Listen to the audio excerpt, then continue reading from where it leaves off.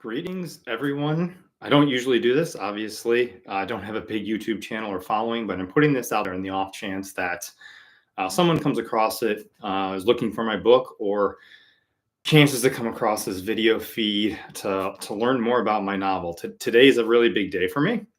I'm Lucid Fitzpatrick, by the way. I'm broadcasting here from what I call my writing enclave. It's a very special place for me. It's just a tiny little corner in my attic. It's quiet. It's a little recluse, not unlike writers in general. And it's where I sit down and where I spend my time thinking, developing, composing my writing. Never shown this, taken pictures, shared this on social media before. But I thought, given what today means to me, this was the appropriate place to broadcast from. So I'm sitting here in the spot where I wrote my novel, which comes out today. Incidentally, today is also my birthday, so it's a big day for me on many fronts. And I think if you're seeing this, I think a great birthday present would be to go jump out onto Amazon or Barnes and Noble or Apple eBooks, wherever you go buy books, to go pick up a copy of my book, The Fall Line. The book, like I said, comes out today. It is a big day for me. It's my most substantial work to this point. I've had some other smaller stories, self-published or published in various literary journals. But today is the day that I've really put out my first substantial work out into the world. It's here. You can see I'm kind of surrounded by many different copies of it. I've got over here on my left-hand side, I've got a few different versions of the manuscript as I went through the composing and the editing and the writing and the rewriting and the development and the ebbs and flows of all the emotional roller coaster that goes along with writing a book, from the initial onset of the idea through the outlining, which in and of itself is a story that warrants being told. Maybe I'll get to that later. I've got a few kind of frequently asked questions I want to go to. I want to read a just brief passage from the book and just kind of give you guys a flavor for what it is, and why I think that it's worth your time. It's worth your money to invest in it, financially, what you'll walk away from it, from an artistic and human spirit perspective. So the question that I get asked most often about the book is, what is the book about? What is The Fall Line about?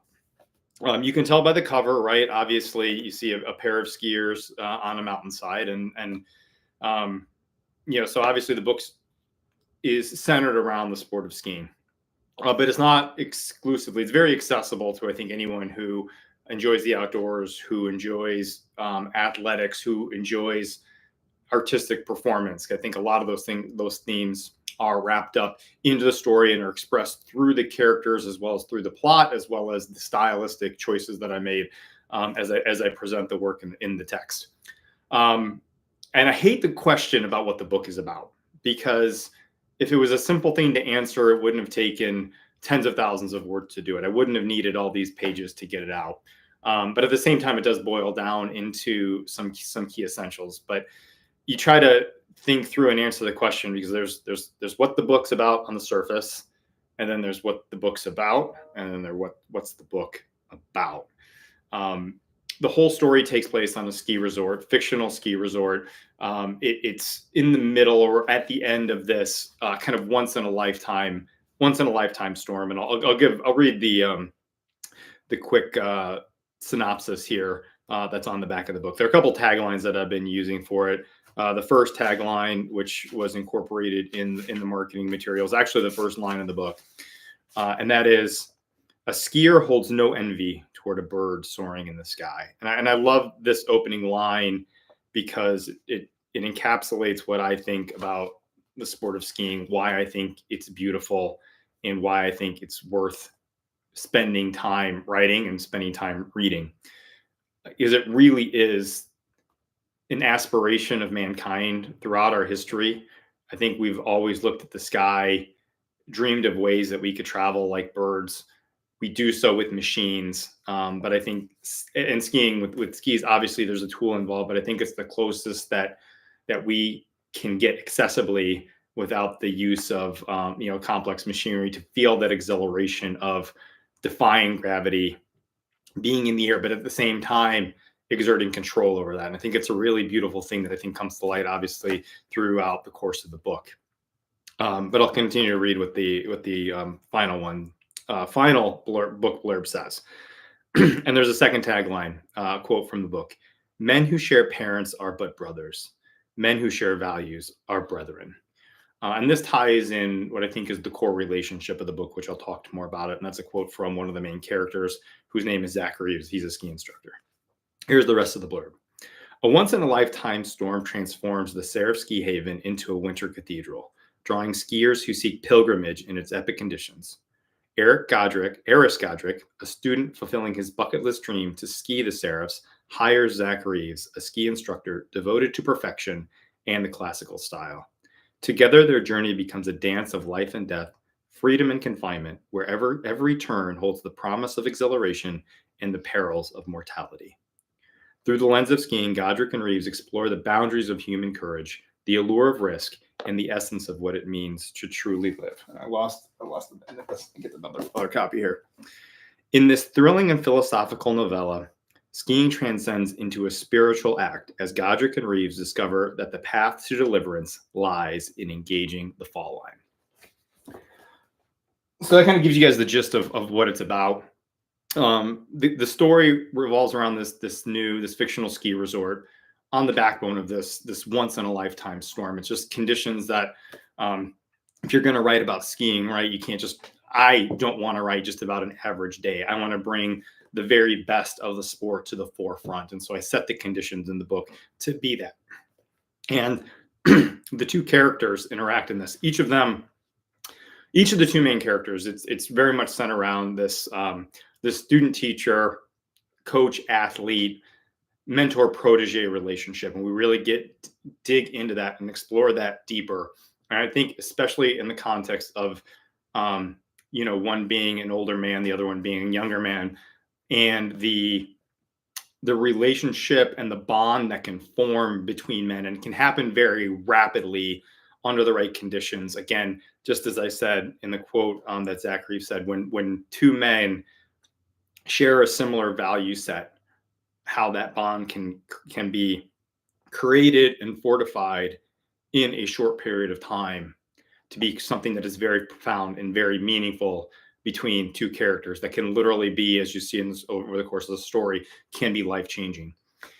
Each of these characters suffer from different ailment that they are struggling to resolve. In the case of Zack Reeves, the ski instructor, his ailment is very much psychological. He is semi-aware of it, doesn't really understand its nature, and through his interactions with Godric, comes to life, comes to realizing it, and ultimately figures out what he needs to do to move forward with his life.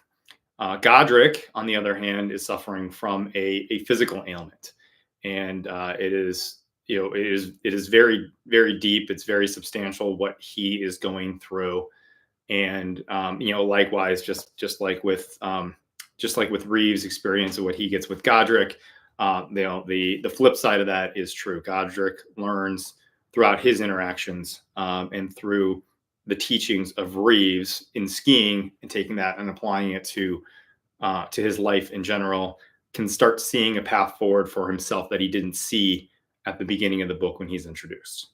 So that student teacher, coach athlete, protege, mentor relationship is really, really the core of the story. And I think transcends skiing, it transcends sport.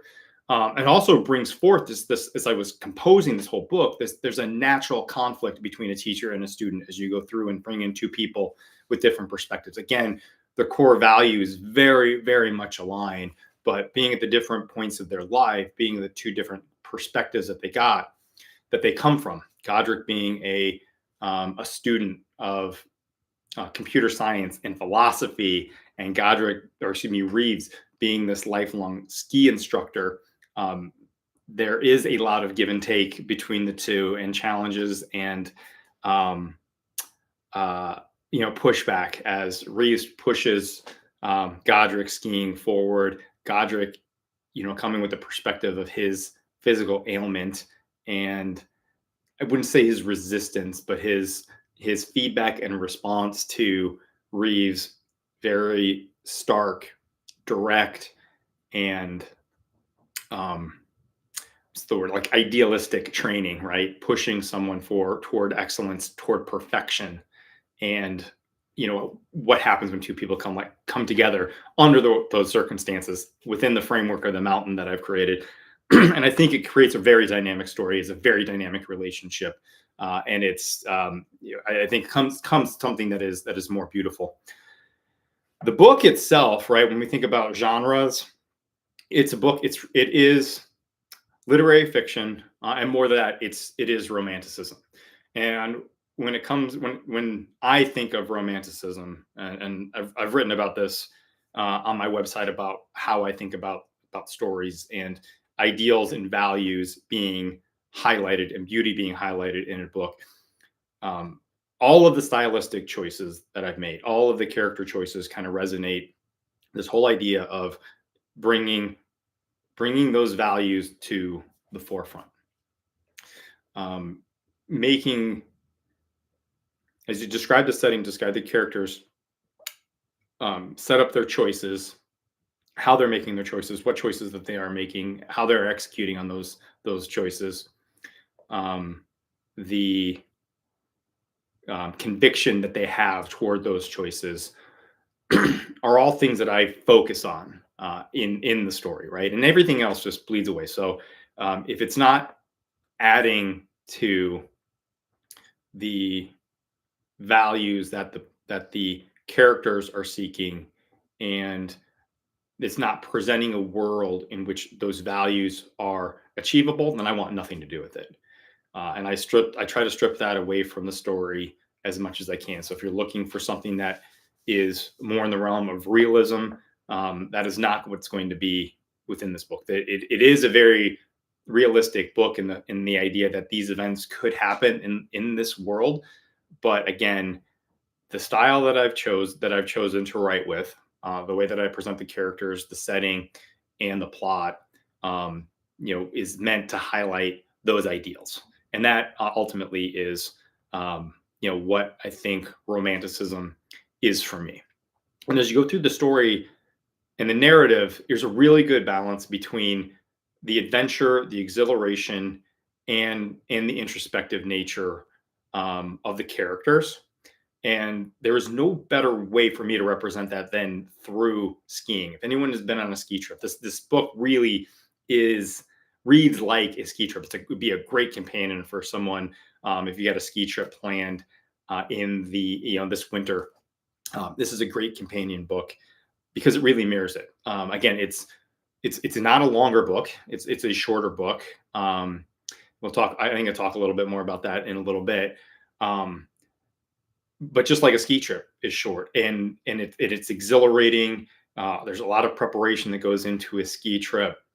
There is a lot of anticipation that happens. Just a lot of waiting. People who aren't skiing, but people who are skiers realize, there's so many, from your flight, your preparation, getting your equipment ready, your jackets, if you've got skis, boots, and all of those things of getting all those things ready, or even if you're renting the equipment, right? It's a lot of waiting to get to the ski resort. And then you finally get there and you have all your equipment. Then you have a ride, a 10, 15-minute ride, sometimes multiple rides. So it could be by the time you get to the mountain, you could be an hour and a half before you're actually on the slopes, ready for your first run.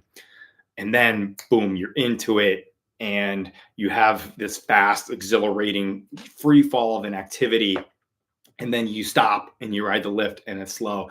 And that cycle of exhilaration and introspection is the pattern that this book largely follows, especially once the characters get out onto the slope. So again, the book reads like a ski trip and strikes a really good balance between the exhilaration of skiing and the adventure that goes along with that, and um, the journey that the characters are going on, but also these kind of moments of pause and introspection, and to check in on where the characters are psychologically, to delve into some of the philosophies behind the motivations of the characters as they express that directly, as you examine some of the characters' thoughts, and as the setting reflects and sets up the next phase of the characters' journeys. And all of that is very much integrated from the first page into the last page of the book. And I think as you guys go and experience the book, I think it's actually one of those things that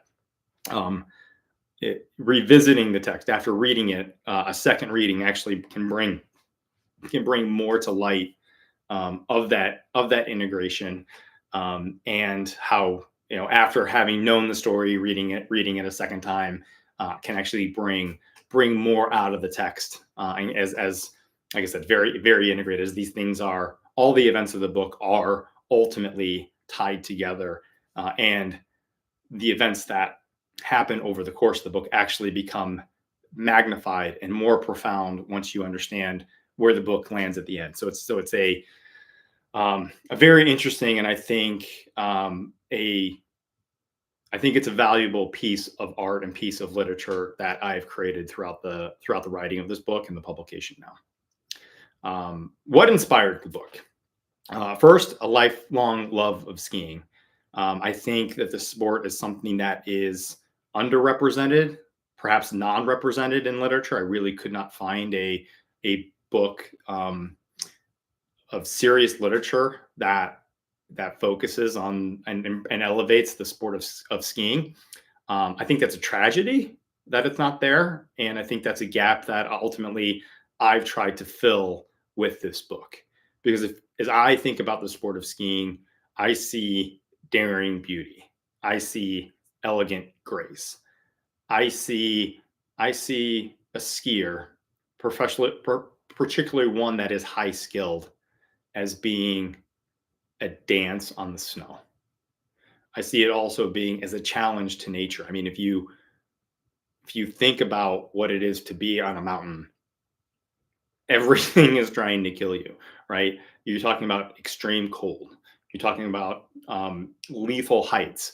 You're talking about extreme slopes and speed. It is, I mean, it's not a joke. You just look through news reports, and every year you'll hear of people getting severely. I mean, obviously, if you're on a ski resort, they have ski patrol, right? They have people ready and waiting, medical staff, on the premise in the eventuality, because it is an eventuality, that someone gets hurt. And it's not uncommon for people to die doing the sport, even in the safer areas, right? I mean, obviously, if you're looking at the extreme skiing, right, helicopter skiing areas that are off limits, that have not been groomed and not been maintained, then you'll see a higher degree of it. But even in the safer slopes, even in the groomed areas, you hear of people making a bad decision, people skiing in poor conditions, and paying the ultimate price for it. So I think the sport itself is lent to being explored in literature in a way that, again, I think is a profound disservice that it hasn't been explored in the way that I've done it in this book. And so I close that gap.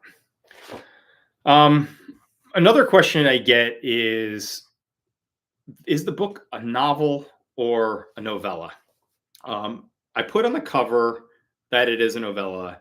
It really splits the difference in terms of size. It's kind of right on the borderline of being a novella and a novel. If it was about 10% longer, it'd be solid in the novel territory. Although you can kind of see, given the thickness of the book, that it holds and reads like a novel. But the scale and scope of the narrative and the characters is very limited. That was done on purpose. Again, more reflective of what a experience of skiing is like, right? you're usually skiing with your close group. You have interactions with a few other people, but it very much is it's an isolated experience. It's something that's done. I mean, with a small group, it very much feels like an activity that's done in solitude. Um, Now, having said that, even though the scale and scope of it fits a novella, the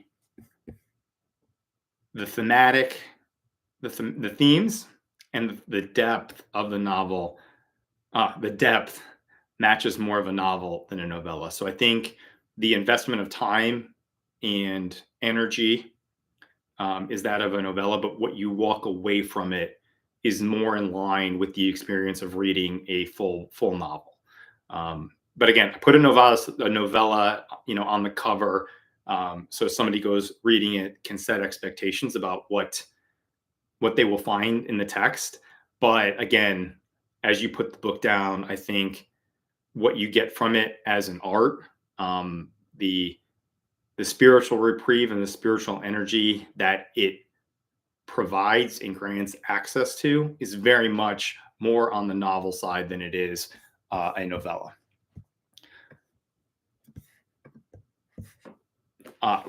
Another question that I'm often answered is, who are my influences? And I've got a lot of literary influences in general, but I think three works tie into this more than others. Number one, Toilers of the Sea by Victor Hugo. Victor Hugo being the master romanticist. If I could, write a passage like him, I think I would pull it out, print it out, tag it, keep it in my wallet, show it off to people like it's pictures of my children. I feel that strongly about what Victor Hugo has achieved in his catalog of work. Toilers of the Sea is my favorite book by him. I read it for the first time, probably a good 15 years ago, and it is stuck with me. I can still recall the moments reading that book. The emotional response to several of the passages, and how that book ends. I still feel it tugging at my heart. A little, piercing of the tragic ending of that book.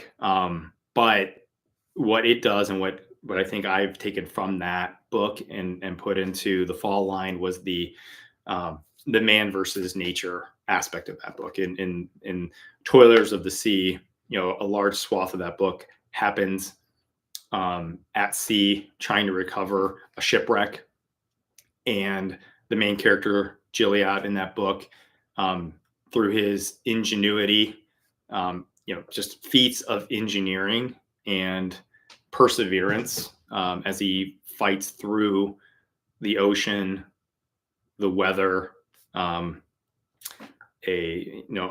fight with a devilfish or octopus, as I've learned it to be, are things that I took from that book and applied it to the fall line. Anthem by Ayn Rand is another book. Again, Ayn Rand being another writer from the School of Romanticism. For her part, I don't get into the politics that she brings to the table, but Anthem kind of gave me a sense of scale and scope that I wanted to tackle with this book. So Anthem is another novella, and I think my work in the fall line very much matches up to the scale and scope of Anthem. The final and probably most pertinent, most direct influence is Illusions: The Adventure of a Reluctant Messiah by Richard Bach. Like my book, the mentor-protege relationship is at the center of the story in Illusions. But where Bach dives into a great deal of mysticism, I try to achieve the same sense of magic that he invokes in his story, but I do it without that underlying mysticism. So this is where, again, I don't think that you could say that Bach's work are events that could happen, whereas the events within the fall line are very much within, the realm of possibility of being real events. So why should you read it? Obviously, if you're a ski enthusiast, then this book should be right up your alley. It is like I said, it's the only book that I could find that I think romanticizes skiing in a way that the sport deserves. So if you are a ski enthusiast, if you're skiing, even if you've been skiing just one time, I think you can get a lot out of this book, and I think you'll appreciate, some of the details that I call out in the book. Every small little detail that I love about the experience of skiing and that I look forward to made it into the text, with the exception of one. And if someone cares to ask, I will answer it. But there's one thing that I think didn't fit into the storyline that I do look forward to on a ski trip. But that aside, again, really gets into all the great things that I love about skiing. But I think anyone who enjoys the outdoors, who wants to engage with nature, could really benefit from and connect with this book. And I think even more so, anyone who's been in a relationship, in a student teacher, coach, athlete, a mentor protege relationship, which I think is any single person in the world, right, has been in that situation, has been in those kind of relationships over the course of their life. At minimum, parent-child relationship exists, but I think this really elevates and digs into that relationship. Again, like I said before, particularly between men, and the way that bonds can form between men who share values. And I think if you anyone who comes and read this book will walk away with that with a sense of what that relationship is, and a I wouldn't say more profound understanding of it, but will walk away having that full experience. With that, I want to read just a short, couple pages from the book to kind of tee up this. This happens early on in the book. This is early in the second chapter, second part of the book. This takes place in a bar setting. This is after the first day of the first character skiing. Again, epic conditions on the mountain, and this is interaction between the two main characters who have just met, as well as a bartender who Zack Reeves has a previous, I'll say, relationship with, more platonic, although I think they both would be interested in more. So let me find where I wanted to start with this. Okay, again, this takes place at the Seraphs Ski Haven at the tail end of a 2-week epic winter storm. Godric asks, "Are the conditions that good?" "I've worked here for 30 years, Reeves said, "and I've been visiting much longer than that. I can honestly say there has never been a winter like this year's, nor a week like the one we're having. They say there's no such thing as perfection, and if not, then this is as close as the Seraphs may ever get." "There's that word again," Michelle snuck into the conversation. "You're such an instigator, Shelley. I need to stop sitting at the bar." "You wouldn't dare. You would miss me too much," Michelle said. "What word?" Godric asked. Michelle lifted the black apron hanging below her flannel shirt and removed her mobile phone. She swiped her finger across the screen, smiling at an untold joke. Reeves blew across the top of his drink and watched the swirling steam dance in the air before returning to a thin strand standing upon the liquid. He felt comfort in the warm air rising over his face and watched Michelle search her phone, knowing what she was doing without objection. "So long as my breath shares the same air that lays snow, I will seek perfection in every day, in every descent, and in every turn. You forgot to add, and I will end each day drinking hot cocoa at the Steepeasy," Michelle said, throwing Reeves' words at him. "You said that?" Godric asked. "He wrote that," Michelle said, handing her phone to Godric. "A more perfect pursuit." Godric saw the article that Michelle handed him and read the headline aloud. Godric's face washed aglow in the shine of the bright screen. His face was a proclamation of youth. Shadows clung to Godric's jawline, accentuating his pinched brow and stretching the gaunt lines of his cheeks, and his eyes studied the article with the energy and focus reserved for the young. Spry in both body and mind, Godric exhibited the speed at which a young man's interest can shift from piqued to obsessed. Godric's glance narrowed as he read aloud. I found no greater reward than the moment my foot slides into the pillowy softness of my sneakers after spending the daylight inside the hard, stiff polymer of a modern ski boot. The immediate relief is the shadow from a flash of memories that instantly and simultaneously recall the pressure I felt atop every turn, the turbulence of my skis clapping against the unexpected ice patch, the weight of my skis dangling beneath the chairlift, and the strength of my long battle to tame both mountain and gravity. Their indivisible sum is a rapture and equaled only by the tranquility that I'm granted when I trade my boots for shoes. I may not have succeeded in my battle, but I tried. And every day I try is better than the one before it. So chances are, if you see me out on the slopes, you found me on the best day of my life. Amen, brother, Michelle said. Her volume dropped with each syllable, and her playful banter waned, unable to hide her sincerity, her admiration for the words and the man who wrote them.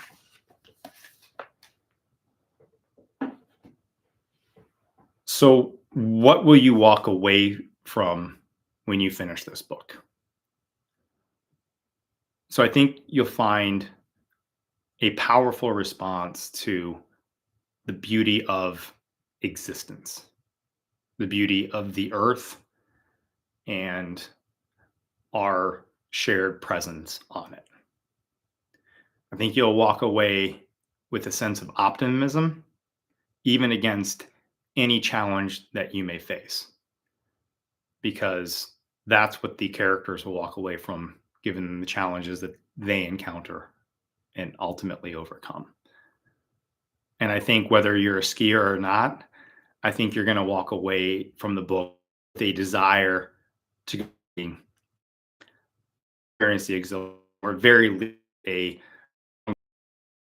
get out and engage in nature. So that's the fall line. Again, I'm super excited to put it out into the world. I hope that you go out. I hope this has sparked some interest, that you are inspired to go and learn a little bit more about the book. I'll post links in the comments on where to learn more. It's available in just about every major book outlet. It's on Amazon, it's on Barnes & Noble, it's on Apple, a million other places as well. If you are not able to find it in a local bookstore, so you can buy it online, obviously, but also let the bookstore know that you're interested in it. The more that we put the word out, the better off it can be, and they can go and pick it up and get it in stock for you. So that's the fall line. Again, super excited to put it out in the world. I think it is.